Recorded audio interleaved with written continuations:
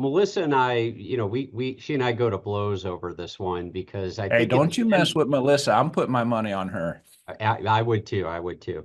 Uh, so, so she and I differ on this one a little bit. I think at the end of the day, we both agree that the intent of the statute is that if you are providing an employee with 80 hours every year to use for this purpose, to use for the same purposes, uh, even including other purposes, but they can at least use it for the same purposes of the statute, you've satisfied your obligation. I think that's what the intent of the law is. But I think the law is written very vaguely, and I could see a creative plaintiff's attorney trying to bring a case, and it would likely be a class action type case or a collective action case.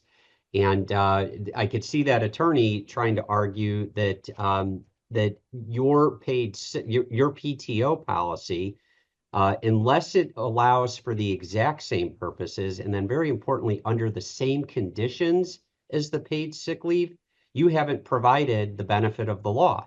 And so the same conditions really come into play there. And those are that there's no limits on the accrual. There is an annual use cap, the increments of use. So a lot of times our PTO policies say you can only use it in 4 hour increments or Mhm. full day increments. So now you may be opening up your existing PTO policy to 1 hour increments or the lesser of 1 hour increments or what your timekeeping system is capable of recording.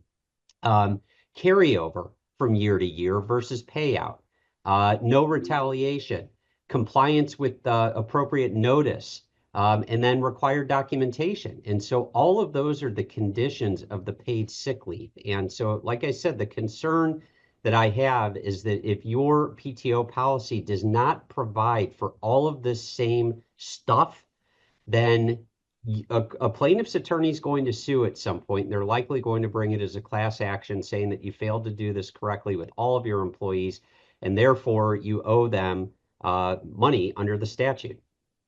Yeah. But And at the end of the day, I think they lose that argument in court because I think that the courts are ultimately going to conclude if you provided them the benefit of the statute, what the statute's trying to do, you've complied. But do you want to spend 100, 200, $300,000 defending that case just to win it in the end?